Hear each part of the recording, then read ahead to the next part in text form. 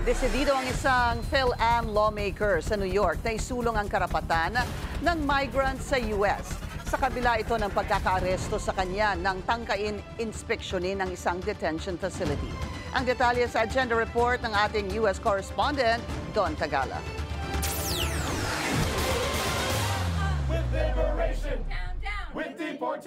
Ilang elected officials ang bumisita sa 26 Federal Plaza Detention Facility sa New York City para alamin kung compliant ang ICE sa utos ng korte na siguraduhing may maayos na pagkain, higaan, toiletry at access sa abogado ang mga migranteng nakadetine dito. This is government property. We are government officials, sir. We've tried to make an appointment. We've sought the opportunity to get an appointment to visit. Members of Congress have sought to exercise their right under the United States Constitution to see what's going on behind those doors. Pero sa halip na papasukin, inaresto ng DHS agents ang mahigit na 100 ng New York City at state officials kasama na si Comptroller Brad Lander at ang Filipino-American State Assembly member na si Steven Raga. Nagkilos protesta kasi ang mga ito sa hallway matapos silang hindi papasukin sa detention facility. This act of civil disobedience is needed in certain times of our country's history and other countries' history,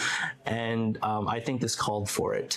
So luckily, I wasn't there held overnight. I came back home later that night. Ayon kay Raga, simula pa lang ito ng kanilang pakikibaka para sa mga karapatan ng mga migranteng nakadetine rito. We have to fight for New Yorkers, for our neighbors, sooner than later. We can call upon a special session in Albany so we can reconvene and discuss bills that we can prioritize and make into law. An example of that is New York for All. That bill on the state level would ensure that agencies and entities locally do not work with ICE and give that information, private information, to ICE. Pinuri naman ng Filipino-American leaders sa New York City ang paglagay ng sarili ni Raga sa panganib para ipagtanggol ang immigrant New Yorkers. I was so proud of Steven Raga, Assemblyman of New York, and the 10 other government officials to come together and investigate and find out how are the immigrants, those who has been detained by ICE, how are they being treated? He represents a district that is very diverse. Maraming immigrant families na bahagi ng kanyang distrito. And yung kanyang willingness to undergo such an ordeal is a manifestation, I think, of his deep commitment to his electorate.